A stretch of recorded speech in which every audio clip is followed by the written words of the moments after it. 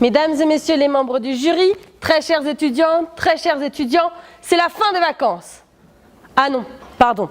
Nous n'avons pas ce luxe de prendre des vacances, car nous, juristes, travaillons jours et nuits avec un tel acharnement qu'on pourrait presque nous comparer à des zombies. Lorsque l'on voit ce sujet, on voit la malice des rédacteurs qui sont sûrement fans du chanteur, ou devrais-je dire émetteur de son, qu'est Maître Gims.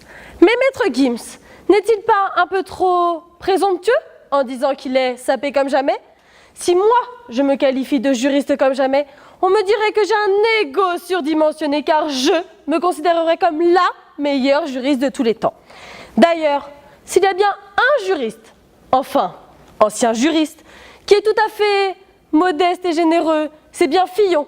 Car outre le fait de créer des emplois pour sa famille bien-aimée, c'est quelqu'un de très simple dans sa manière de se saper. Ce n'est pas comme si son costume valait 2 semaines au Hilton. Mais après tout, pour devenir juriste, ne faut-il pas de l'ambition, de la détermination, de la conviction et surtout avoir l'esprit critique? Nous savons bien que tous les juristes sont les meilleurs et les plus téméraires. Et en tant que tels, nous nous battrons pour devenir les meilleurs. Je dispose dorénavant d'exactement 2 minutes. 2 minutes pour vous exposer ce qu'est un juriste comme jamais. Le juriste, qu'il ne soit apprenti ou réellement qualifié, doit savoir bien parler afin de rallier chaque individu à la cause qu'il défend, comme je tente aujourd'hui de le faire. Mais après tout, pour devenir juriste, ne faut-il pas... Non. Même s'il est indéniable que je suis une juriste comme jamais sur ce point, ma grand-mère, qui ne fait aucune distinction entre juriste et avocat, croit que parce que j'assiste à des audiences et que je plaide ce soir, je suis déjà une brillante avocate. Triste nouvelle pour la petite Alain que je suis. Si l'on regarde bien les choses, on peut voir qu'il existe plusieurs types de juristes. En effet, chez l'étudiant, il y a celui qui s'assoit au premier rang, assiste à tous les cours et ne loupe pas un mot du prof. Le major de promo.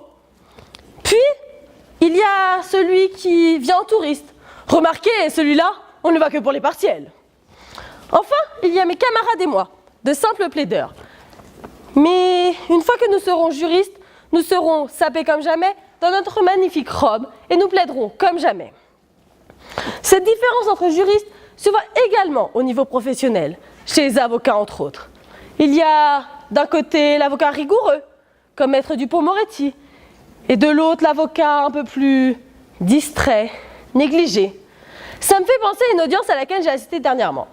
Alors que nous étions en plein procès, que la juge inondait le coupable de questions, l'avocat de la défense arrive, penaud, avec une bonne demi-heure de retard, en s'expliquant. « Excusez-moi, madame la juge, j'ai eu 2 grosses affaires avant celle-ci, je me suis endormie avant mon audience. » Être juriste comme jamais n'est donc pas chose facile. Loin de là.